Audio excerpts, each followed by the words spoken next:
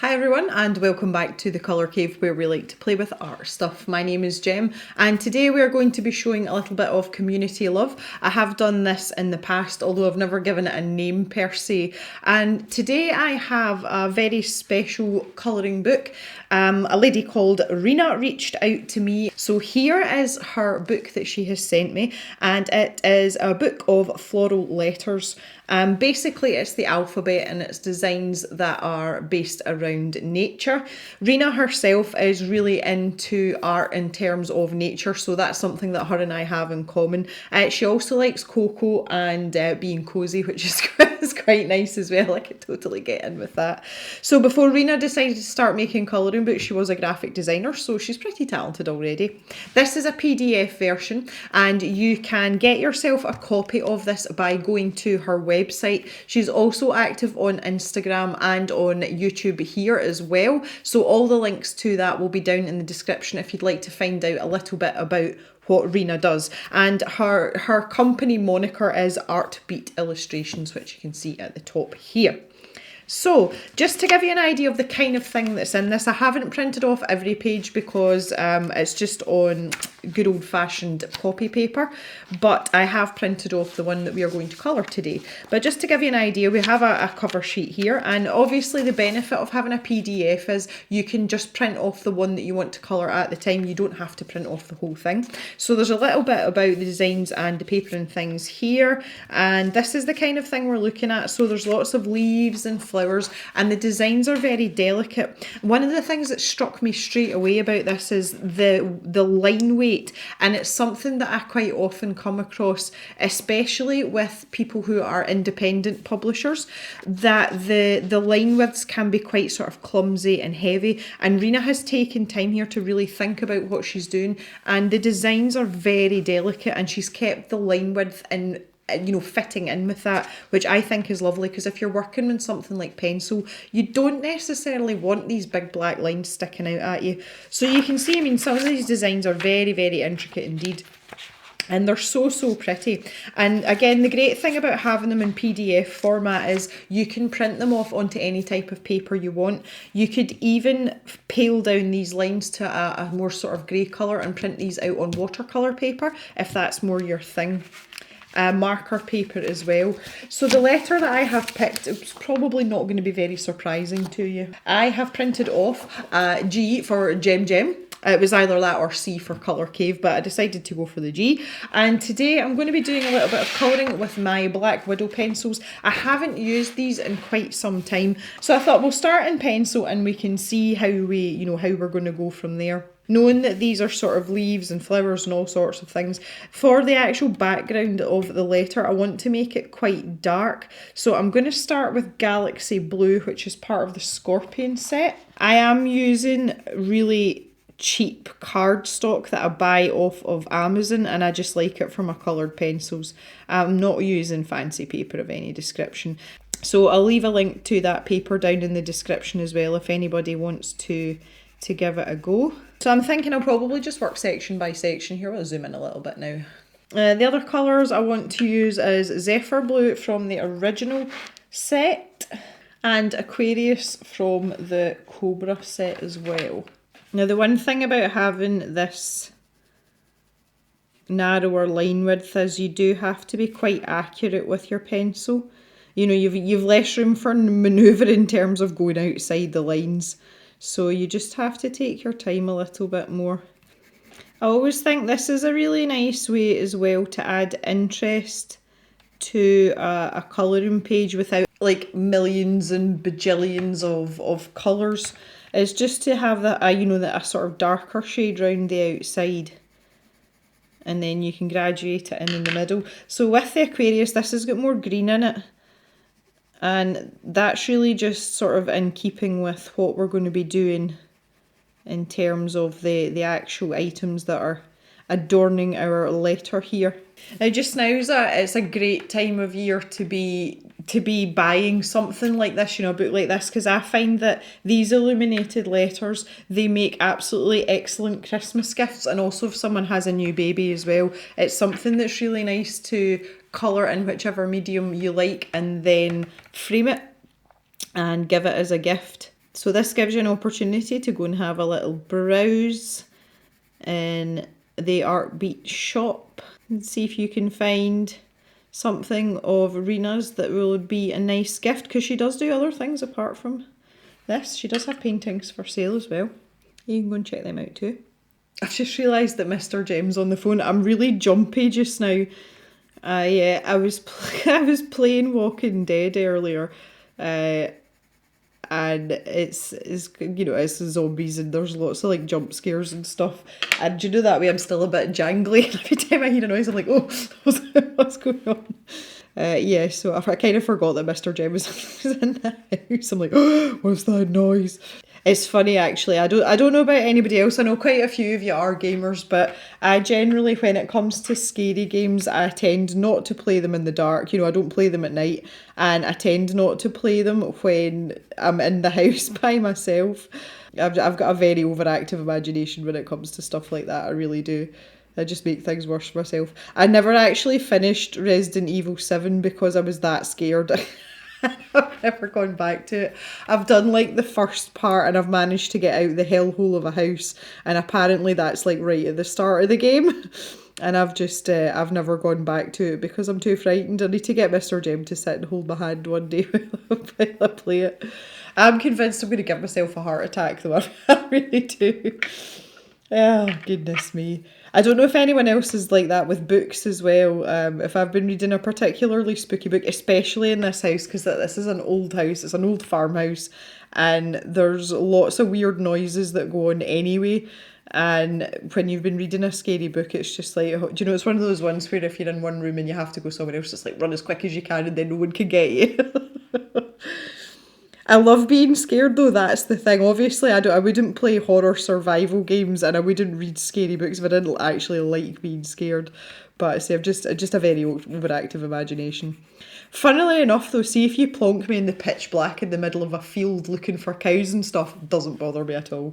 In the house, it freaks me out no end. I'm not at the stage where I've gone and reached for the shotgun yet though, so it can't be that bad.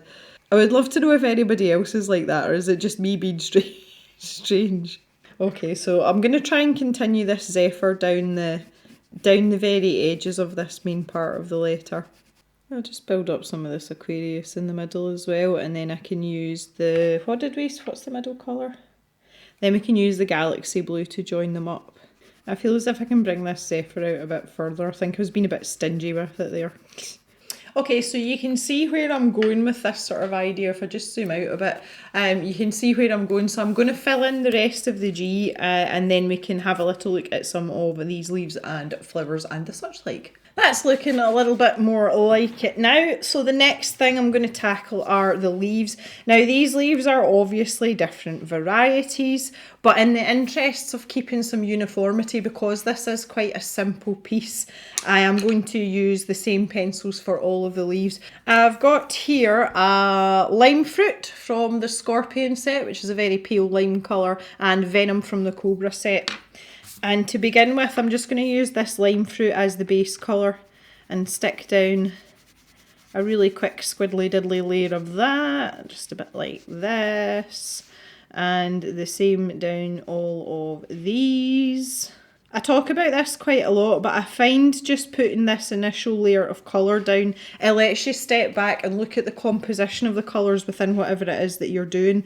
It's not so important if you're doing a really busy piece, and I usually use Kirby Rosanna's books as an example for that, because there's usually so much going on in the actual image that sticking to a particular colour scheme or palette isn't necessarily going to be easy or pleasurable to do. But for pieces like this, it's quite interesting to step back and see what it's going to look like. And if you're not happy with the idea, or maybe you think there's too much green in one area, it's quite easy to erase because you've only got that one layer of your lightest colour. Okay, so now we want to think about how we're going to make this more interesting. So I would say with this leaf, it's going to be fairly obvious. And I'll use this Venom down that vein in the middle. So I'm just working this lime fruit over the top, and I'm trying not to press down too hard, but the colour of this Venom pencil is very, very scratchy. And if I zoom in a little bit, you'll be able to see, that was maybe a wee bit too far. You can see how scratchy the venom is. You know, you can actually see the scribbles. Now, I have not been pressing hard. And this is just one of the inconsistencies I keep seeing with these pencils. And it's kind of annoying, if I'm perfectly honest. Which is a shame, because I actually quite like these pencils. But it only does it with some of them, not all of them. And I think that's what I find frustrating about it. So I'm just blending all over the top now. I'm just going to try and smooth some of this out a little bit. Okay, so I think with this one up here, I'm just going to use the Venom Green a wee bit on this quarter of the leaf here, and then just run this line along this side. So it's going to be mostly the lime colour that's going to show up here. And on this flip side here, I want to use a lot more of the Venom. So I'm just going to give myself a bit more of a pointy point, because we've got some nooks and crannies to deal with here. So I think I'll alternate in these stripy bits. Oh, and just fade them out towards the edges here.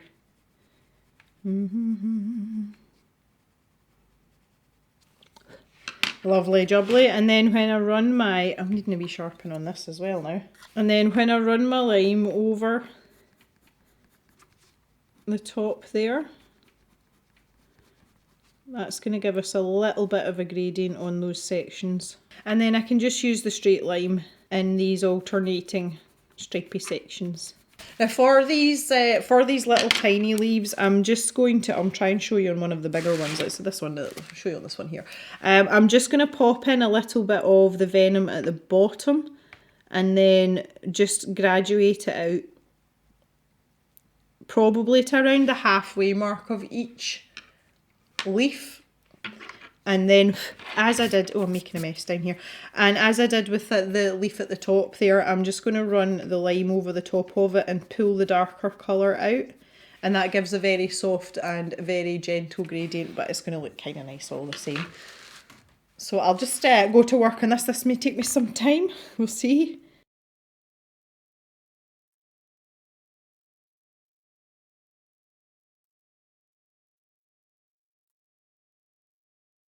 Okay, so on to our pretty petals now. So I've got a selection of sort of pinky colours here, and I'm just going to kind of group them off. For these large flowers here, I am going to be using pig's ear along with amethyst.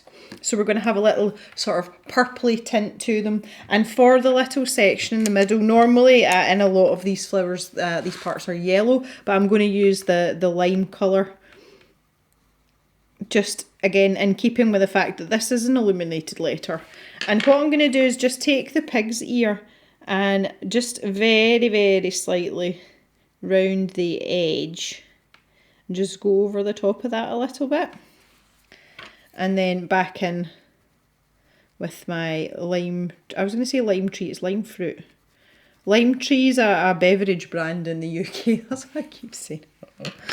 Okay, so for each petal, again, kind of like I did with the leaves round the side here, I've got the pig's ear. And then as it comes in towards the centre of the flower, just really let up that pressure. So we're going from this sort of heavy amethyst at the top here. But I say I do want it to be a defined line because I want to give each of these petals definition as we go along. So I'll maybe even bring that down the sides slightly. Taper it off a little bit, and then really go to town with the pig's ear at the furthest most point beside the amethyst. Maybe I'll zoom in a little bit here so you see a bit better. Yeah, like this, and leave it quite delicate towards the centre. So it's almost just that one first layer of pencil right in at the middle there. So I'm going to carry on. Now I've got to think about the overlaps here as well, so I will be taking those into consideration as I go. And just to give you a bit of a demonstration here, let me stick in my amethyst first. So when I'm going over with my pig's ear, I'm going to have quite a dark line down here where the overlap is. So although it's going to be dark up at this top edge, this sort of more vibrant colour is going to come all the way down, just to give that indication that it's tucked in behind the one in front. And what that does is it pulls the front petal forwards towards you and pushes this one into the background. Not too far into the background, we hope though. So yeah, that's about it. So I'm just going to work my way around and do that with all of these. So for these furthest back petals, I am just going to keep going with the pig's ear, and I'm going to just put one heavy layer down there. I've also just realised in doing this as well, I think this is the edge of the G, this part in here. I don't think it's a petal. So I'm going to have to grab my other pencils and sort that out. To be fair, I'll only need Zephyr, I think. Anyway, right, back to what I was doing. There we go, got my edge on. Grab my pig's ear. Oh, that's the wrong pencil. Come on, Jem. I'm trying to make this amethyst line not completely uniform. You know, I'm trying to give it a little bit of variation. But there's only so much you can do with a line that thin. Okay, fairly happy with that. That's looking pretty cute, and it's sitting quite nicely in with the green and the blue. I'm going to colour these two larger flowers in exactly the same way, so I'm going to head off and do that just now, and I'll catch you back up when I am left with this one and these little ones. Right, so we finished up our pretty flowers here and they're looking delightful. Now I've started on these smaller petals here on the left hand side, and I've switched up one of the colours. And I've gone from the pig's ear to watermelon, which is just a slightly more vibrant pink. So you can see it's popping out a little bit more than these ones here. And I really wanted that just against this aqua background. And it's just to add a bit of interest, but try and keep things sort of cohesive. Is that the right word? Yeah, that's the right word. So when it comes to these, I've been taking my amethyst, and you can see here I've started some more here. And it's the same idea that I've used in a couple of other places. So a really concentrated layer of the amethyst at the bottom, and just gradually feather it out and fade it out. And do that on each section of the flower, like so. And then we can grab our watermelon pencil, and starting over the top of the amethyst, just with a medium pressure, we can then blend it in and keep going. And that's what's given us this lovely true colour at the top here. And that's pretty much it. So again, it's not rocket science.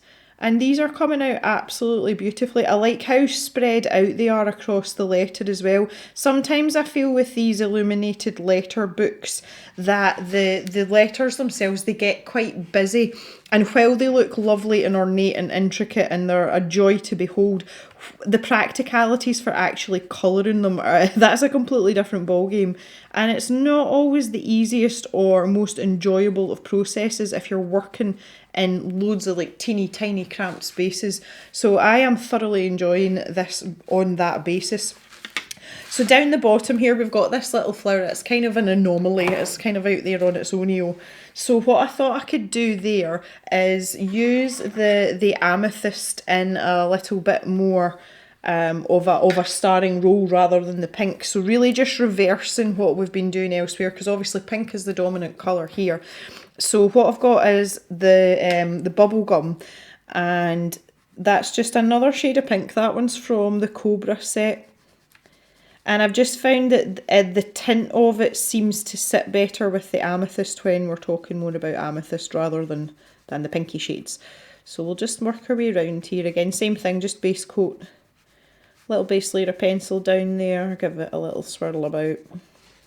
Everything's grand. And then we'll take the amethyst and then a bit heavier pressure in at the base of this flower. And I'm just kind of like flicking lines out from there. And I'm gonna grab the watermelon, and I'm just gonna flick in a little bit of pink at the end of my flicks. Now I know that doesn't make any sense, but it makes perfect sense in my head. So the watermelon is the more vibrant of the two, and then with the bubble gum, just very softly fill in the edges of these petals. So we're not taking away from that nice sort of flicky texture that we've got going on. And again in the centre, I'm going to stick with the lime fruit. Okay, there we go, we're looking pretty good. So the next thing I want to do, now that we're getting to the sort of end stages, is I wanted to put a background in, but nothing that was going to be too in your face. So I have here a pale blue pan pastel and one of these little, I call them palette knives. They're not knives, but you know what I mean. And I'm just going to softly put in a little bit of a sort of glow in the background. You can do this just as easily with a cotton bud and a chalk pastel. It's the same thing. I like these because they're not quite as messy. I don't like the dust and the mess. And I'm literally just going to pop this in. Now, because these pencils have a little bit of wax in them, it's going to stop most of it transferring onto the actual coloured part, because obviously we don't want that. So if I just kind of like work my way around here a little bit, just pop this around here, and you can kind of do what you want really, but I find that if you just sort of work in a little circular motion, then you can get quite a nice sort of effect with it that's quite delicate, but it's still enough so that you can see it. Now, if you do happen to go back over your, some of your colouring, it's not the end of the world, because you can take a very light eraser to it, just sort of brush it with your eraser, and it will take it off. But that's why it's better to use a cotton bud or a Q-tip rather than a sponge, because you've got a bit more accuracy with something like this. And the other thing about using soft pastel as well is it's really quick. You can cover a large area quick, smart.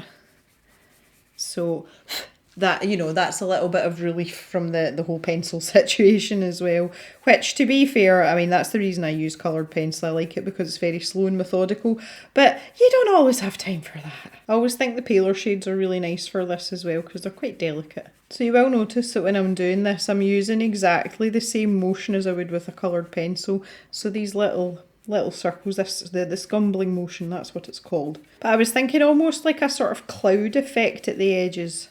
You can see as well when I'm doing this, there's not a lot of dust coming off this, and that's, as I said, that's one of the reasons why I like pan pastels.